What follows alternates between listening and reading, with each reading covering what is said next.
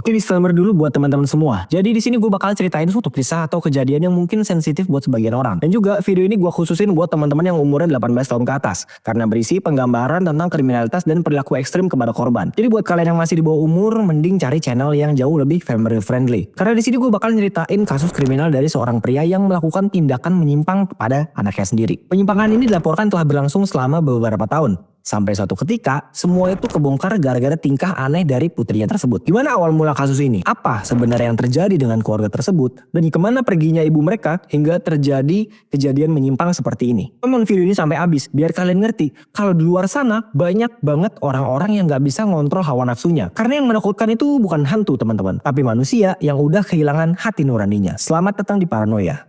Jangan lupa subscribe.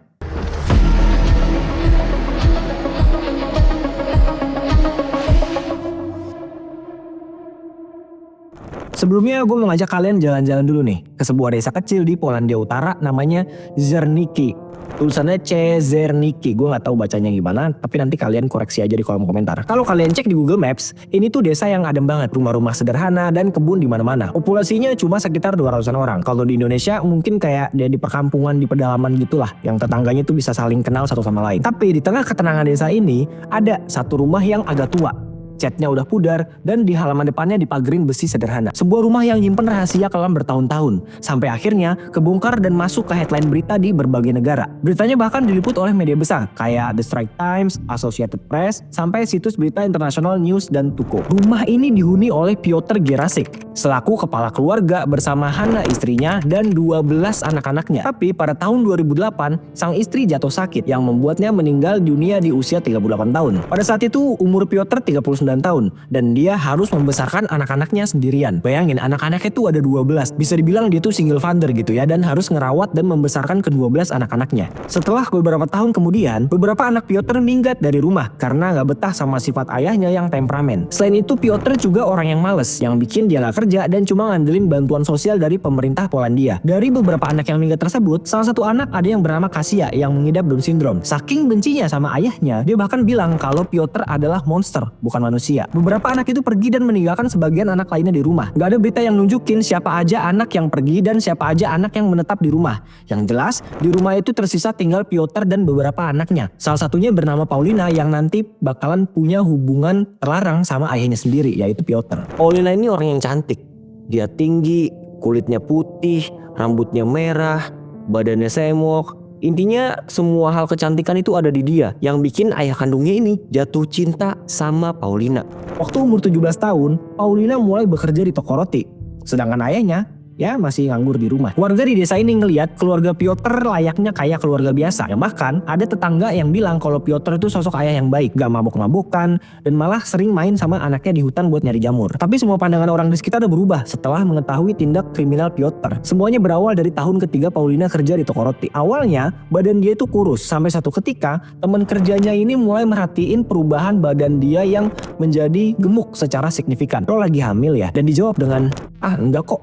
Ini gue cuma gendut aja. Awalnya orang-orang di sekitar Paulina ngerasa kalau Paulina emang lagi hamil. Ya budaya barat gitu ya. Kenakalan-kenakalan remaja gitulah. Tapi ada beberapa hal yang bikin justru mereka curiga kalau dia ada main sama ayah kandungnya sendiri. Pertama, ayahnya itu sering antar jemput Paulina kemanapun dia pergi. Dan juga ayahnya ini overprotective. Bahkan Paulina gak boleh main keluar dan ngobrol sama siapapun kecuali sama keluarganya. Jadinya orang-orang terdekat nyimpen kecurigaan ini. Karena ngerasa gak mungkin seorang anak bisa hamil di luar nikah dengan kondisi ayah yang super protektif kayak gini. Nah yang lebih bikin mind blowing lagi, temennya juga denger Paulina manggil ayahnya dengan nama depan, Piotr, bukan panggilan semacam kayak ayah atau dad gitu. Yang mana temen-temennya ini menilai kalau hubungan mereka nggak kayak ayah dan anak, melainkan lebih kayak ada hubungan khusus gitu. Selain itu, ada kejadian aneh di sekitar rumah. Warga pernah lihat Piotr dan Paulina jalan berdua sambil gandengan tangan. Ya mungkin beberapa dari kita ngerasa kalau itu tuh hal-hal yang wajar aja gitu ya. Gak cuma sampai situ, ada juga warga yang lihat interaksi Piotr dan Paulina ini dianggap gak pantas di depan umum, yaitu mukul bemper belakang Paulina gitu. Pernah juga Piotr nyukur rambut Paulina sampai habis alias gundul.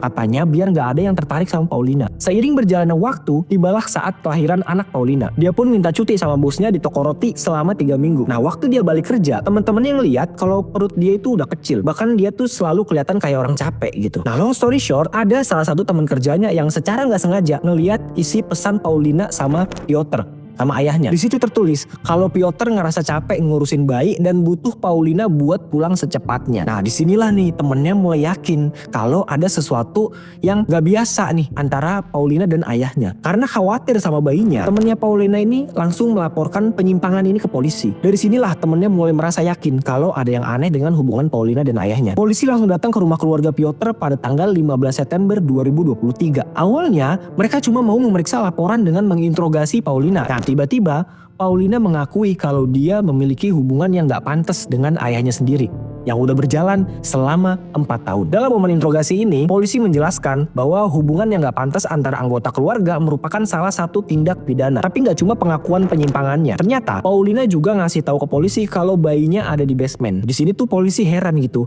Loh, kenapa bayi yang baru lahir ditaruh di basement? Harusnya kan di kamar gitu ya. Akhirnya dengan kondisi penasaran, polisi langsung pergi menuju basement yang ditunjukin sama Paulina. Begitu polisi makin turun, mereka nemuin sesuatu yang bikin penyelidikan langsung berubah jadi kasus yang sangat besar. Di basement itu, mereka nemuin 3 bayi yang udah meninggal dengan masing-masing ditempatin terpisah dalam kantong plastik. Media sempat menyebut kalau salah satu bayi umurnya mungkin sekitar 3 mingguan. Tapi sejauh ini, otoritas belum nyebutin detail usia tiap bayi secara resmi. 2 dari 3 bayi itu adalah hasil hubungan Paulina dan Piotr. Sedangkan bayi ketiga merupakan hasil dari perilaku penyimpangan paksa yang dilakukan Piotr terhadap kakaknya Paulina yang udah pergi dari rumah. Penemuan itu langsung bikin berita ini jadi headline di seluruh Polandia, bahkan sampai ke media internasional. Dan gak cuma sampai situ. Saat memeriksa rumah, polisi juga nemuin seekor anjing Saint Bernard yang bernama Beethoven. Anjing ini temuin dalam kondisi memprihatinkan. Hal ini diduga karena jarang dikasih makan dan dirantai di satu titik rumah. Berita tentang Beethoven ini juga viral karena netizen di Polandia dan Eropa, khususnya komunitas hewan, langsung ikut menggalang dana untuk perawatannya. Sekarang Beethoven sudah aman di penampungan hewan,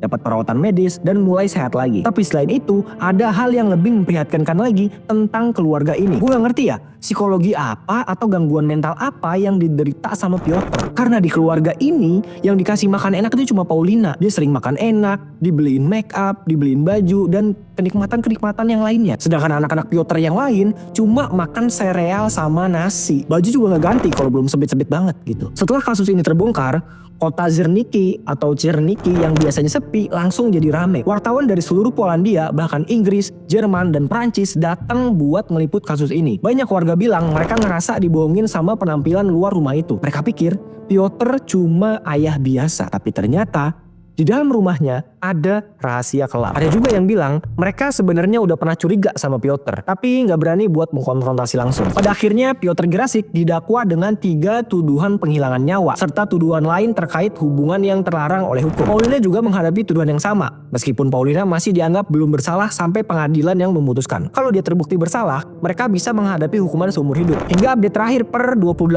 Oktober 2024, belum ada kabar baru soal sidangnya. Mereka masih ditahan dan proses hukum masih berjalan. Kasus ini sebenarnya bikin kita mikir teman-teman.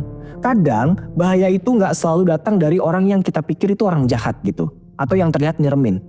Kadang justru dari orang-orang yang kelihatan biasa-biasa aja di lingkungan kita. Yang bisa kita pelajarin, penting banget buat peduli sama sekitar. Buat ngecek kalau ada hal-hal yang nggak wajar. Dan jangan takut buat ngomong. Sekecil apapun tindakan kita bisa nyelamatin hidup orang lain. Di sisi lain, cerita ini juga ngingetin kita buat selalu menghargai hubungan keluarga yang sehat, kasih sayang yang benar, dan belajar mengenali batas-batas yang aman. Gue setuju, dunia ini emang gak selalu adil.